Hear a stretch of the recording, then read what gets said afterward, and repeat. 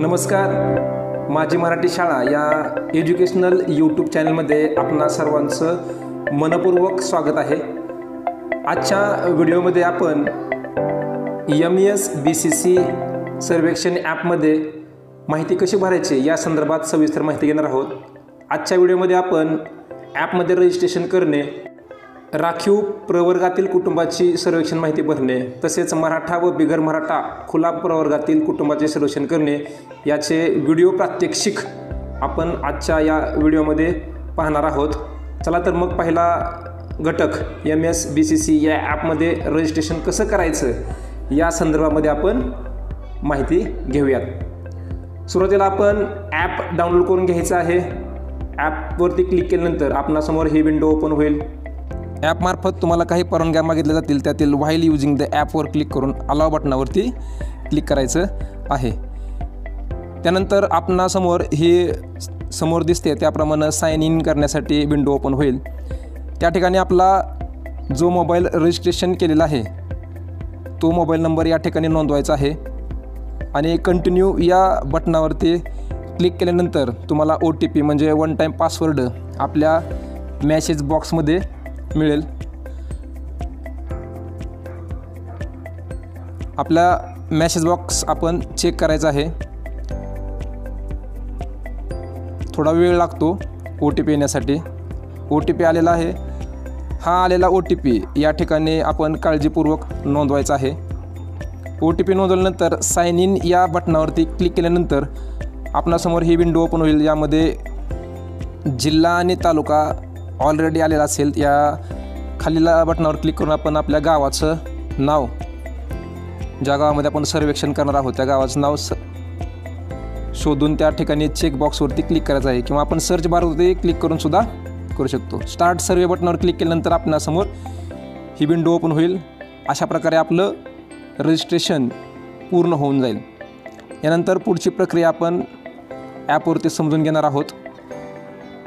राखीव प्रवर्गातील कुटुंबाची सर्वेक्षण माहिती ॲपमध्ये भरणे या संदर्भात आपण ह्या व्हिडिओमध्ये माहिती घेऊयात. आपण ॲपमध्ये लॉग इन केल्यानंतर तुम्हाला समोर दिसेल त्याप्रमाणे विंडो दिसेल. यातील कंटिन्यू या बटनावर क्लिक केल्यानंतर मूलभूत माहिती हा टॅब ओपन होईल. यामध्ये तुम्हाला वेळ दिसेल, दिनांक दिसेल, अक्षांश, रेखांश जे तुमचं लोकेशनचं माहिती येईल. या ठिकाणी तुम्हाला राखीव प्रवर्गातील व्यक्तीचं नाव नोंदवायचं आहे. नाव नोंदवून झाल्यानंतर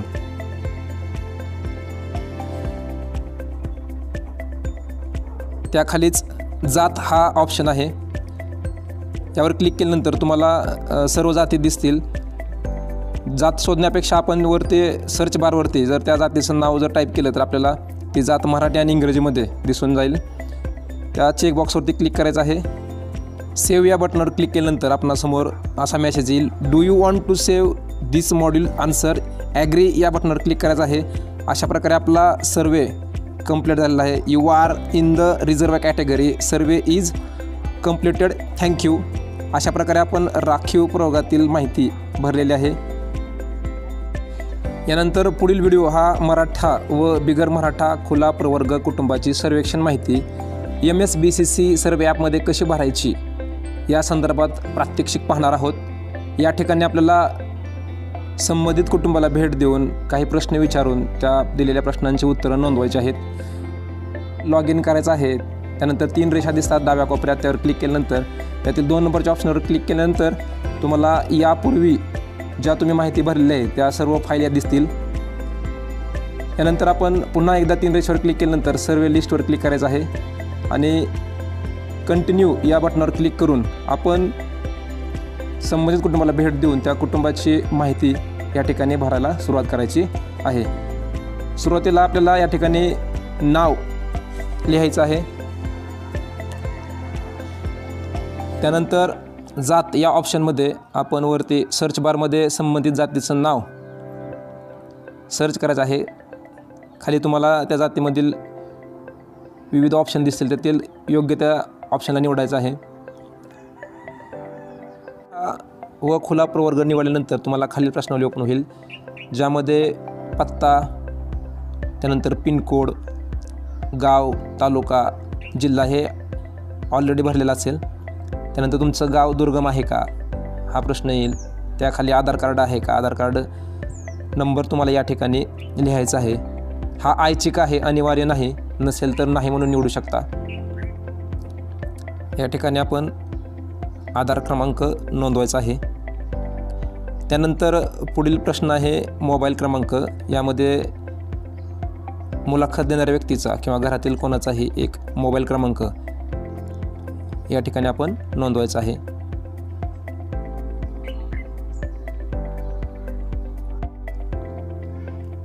त्यानंतर खालील ऑप्शन आहे खुल्या प्रवर्गासाठी प्रश्न. संबंधित प्रश्न मुलाखत देणाऱ्या व्यक्तीला वाचून दाखवायचे आहेत आणि त्यांनी दिलेली उत्तरं या ठिकाणी नोंदवून खालील सेव्ह या बटनावरती क्लिक करायचं आहे. ॲग्री या बटनावर क्लिक केल्यानंतर आपली मूलभूत माहिती सेव्ह झालेली दिसेल. त्यानंतर पुढील ऑप्शन आहे कुटुंबाचे प्रश्न. मूलभूत माहिती आपण भरली आहे, आपण एकदा चेक करूयात.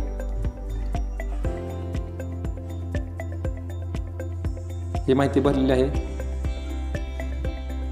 परत एकदा सेव्ह केली आहे मी. कुटुंबाचे प्रश्न हा दुसरा ऑप्शन आहे. त्या पुढील चेकबॉक्सवर क्लिक करून खाली कंटिन्यू मॉड्यूल या ऑप्शनवरती क्लिक करायचं आहे. त्या ठिकाणी तुम्हाला B16 ते स्क्रोल करून आपण पाहूयात. खाली B16 पासून आपल्याला B36 पर्यंत प्रश्न आहेत. हे सर्व प्रश्न संबंधित मुलाखत देणाऱ्या व्यक्तीला विचारून आपल्याला त्या ठिकाणी त्याने दिलेले उत्तरं नोंदवायचे आहेत. या प्रकारचे प्रश्न असतील, उत्तर असतील त्याखाली ते योग्य ते उत्तर आपण निवडायचं आहे. प्रश्नावली भरून झाल्यानंतर संबंधित प्रश्न भरल्यानंतर आपण सेव्ह या बटनावरती क्लिक केल्यानंतर आपले कुटुंबाचे प्रश्न हे माहिती भरून होईल. डाटा सेव्ह सक्सेसफुली असा मेसेज येईल. त्यानंतर आर्थिक स्थिती समोर चेकबॉक्सवर क्लिक करून आपण कंटिन्यू मॉड्यूलवर क्लिक केल्यानंतर आर्थिक स्थिती संदर्भात C38 पासून आपल्याला खाली स्क्रोल करत गेल्यानंतर त्या मॉड्यूलमधील सर्व प्रश्न पाहायला मिळतील. हे सर्व प्रश्न आपण संबंधित मुलाखत देणाऱ्या व्यक्तीला विचारायचे आहेत. C114 पर्यंत यामध्ये प्रश्न आहेत. हे सर्व प्रश्न आपण विचारून त्या प्रश्नांची उत्तरं या ठिकाणी आपण नोंदवायचे आहेत. हे सर्व प्रश्न भरून झाल्यानंतर आपण सेव्ह या बटनावरती क्लिक करायचं आहे. Do you want to save okay केल्यानंतर आपली माहिती सेव्ह होईल. त्यानंतर पुढचं जे मॉड्यूल आहे ते कुटुंबाची सामाजिक माहिती. कंटिन्यू मॉड्यूल या बटनावरती क्लिक केल्यानंतर कुटुंबाची सामाजिक माहिती ही टॅब ओपन होईल. त्यामध्ये D116 पासून स्क्रोल करत आपण जात आहोत. हे सर्व प्रश्न आपल्याला या ठिकाणी त्या मुलाखत देणाऱ्या व्यक्तीला विचारायचे आहेत. यामध्ये त्या कुटुंबाची सामाजिक माहिती या संदर्भातील ही प्रश्नावली आहे. D147 पर्यंत यामध्ये प्रश्न आहेत. हे सर्व प्रश्न आपण त्या मुलाखत देणाऱ्या व्यक्तीला विचारल्यानंतर त्यांनी जे उत्तर दिले असतील ते उत्तरं यामध्ये नोंदवायचे आहेत आणि सेव्ह बटनावरती क्लिक करायचं आहे. त्यानंतर ॲग्री या बटनावर क्लिक केल्यानंतर आपल्याला पुढील जे शेवटचं मॉड्यूल आहे कुटुंबाचं आरोग्य हे निवडायचं आहे आणि कंटिन्यू मॉड्यूल या बटनावरती क्लिक केल्यानंतर कुटुंबाचं आरोग्य यामध्ये E149 पासून प्रश्नावलीची सुरुवात होत आहे. ते E160 असे प्रश्न आहेत. संबंधित प्रश्न आपण विचारून या ठिकाणी त्यांनी दिलेली उत्तरं आपण नोंदवायची आहेत आणि नोंदवून झाल्यानंतर सर्वात खाली E160 नंबरचा जो प्रश्न आहे कुटुंबातील एकूण सदस्याची संख्या, त्या सदस्य संख्या आपण त्या ठिकाणी नोंदवायची आहे आणि जी संख्या आपण नोंदवू तेवढेच फॉर्म आपल्याला पुढे भरायचे आहेत. ते फॉर्म भरण्यासाठी त्याखालीच हिरव्या रंगामध्ये व्यक्तीसाठीच्या प्रश्नांचा विभाग ही टॅब आहे. त्यावर क्लिक केल्यानंतर आपल्याला मेंबर 1 ची माहिती म्हणजे त्या कुटुंबातील एका सदस्याची आणि नेक्स्ट बटनवरती तुम्हाला 2 चिन्ह दिसत आहेत. नंतर आपल्याला नंतर पुढे अजून 2 फॉर्म भरायचे आहेत. या ठिकाणी पहिल्या मेंबरची आपण माहिती भरलेली आहे. नेक्स्ट बटनवर क्लिक केल्यानंतर आपल्याला मेंबर 2 म्हणजे सदस्य क्रमांक 2 ची माहिती या ठिकाणी भरायची आहे. भरून झाल्यानंतर आपण नेक्स्ट बटनावर क्लिक करायचं आहे. मी कुटुंबातील 3 सदस्य नोंदवले होते, त्यामुळं या ठिकाणी 3रा सदस्याची माहिती भरल्यानंतर मला नेक्स्ट करण्याचा ऑप्शन या ठिकाणी दिसणार नाही. मी 3 सदस्याची माहिती भरलेली आहे. माहिती भरून झाल्यानंतर आपल्याला मुलाखत देणाऱ्या व्यक्तीची स्वाक्षरी घ्यायची आहे. ती स्वाक्षरी कशी घ्यायची तर आपल्याला पांढऱ्या कागदावरती त्या व्यक्तीची सहीची आहे आणि खाली मुलाखत देणाऱ्याची स्वाक्षरी हा ऑप्शन निवडायचा आहे. त्यानंतर आपला कॅमेरा ओपन होईल मोबाईलचा. आपण संबंधित सहीचा फोटो आपल्या कॅमेऱ्यातून व्यवस्थित घ्यायचा आहे. तो फोटो घेतल्यानंतर आपल्याला तो फोटो व्यवस्थित नसेल तर आपण क्लोज करून नंतर घेऊ शकतो किंवा बरोबर चिन्हावर क्लिक केल्यानंतर आपल्याला याप्रमाणे स्क्रीनवर दिसेल. जर आपल्याला वाटत असेल फोटो व्यवस्थित आला नाही तर अपडेट पिक्चरवर क्लिक करून आपण फोटो पुन्हा घेऊ शकतो. सेव्ह बटनावरती आपण क्लिक करायचं आहे. Do you want to save this module answer, data save successful असा मेसेज येईल. सर्वात महत्त्वाचं हे सर्व माहिती भरून झाल्यानंतर आपल्याला सबमिट सर्वे या बटनावर क्लिक केल्यानंतर ॲग्री या ऑप्शनवर क्लिक करायचं. आपली माहिती सेव्ह होईल आणि भरलेली माहिती आपल्याला या ठिकाणी 3 रेषावर क्लिक केल्यानंतर दिसेल. सिंक डाटा टू सर्व्हरवर क्लिक केल्यानंतर मी दाखवल्याप्रमाणे 22 कुटुंबाच्या अगोदर माहिती भरलेली आहे. आत्ता भरलेली जी माहिती आहे ती टोटल अनसिंक फाईलमध्ये दिसत आहे. थोड्या वेळाने ते अपलोड होईल किंवा त्यावेळेस आपण आपलं कुटुंबाचं सर्वेक्षण होईल इतर अजून त्यानंतर आपण अपलोड करू शकतो. अशा प्रकारे आपण आजच्या व्हिडिओमध्ये MSBCC सर्वे ॲपमध्ये मराठा व बिगर मराठा खुला गट प्रवर्ग सर्वेक्षण माहिती कशी भरायची या संदर्भात सविस्तर माहिती या ठिकाणी पाहिलेली आहे. ॲप संदर्भात नवीन अपडेटसाठी आमच्या यूट्यूब चॅनलला सबस्क्राईब करा आणि नोटिफिकेशन मिळवण्यासाठी बेल आयकॉन प्रेस करायला विसरू नका. व्हिडिओ आवडला असल्यास लाईक नक्की करा.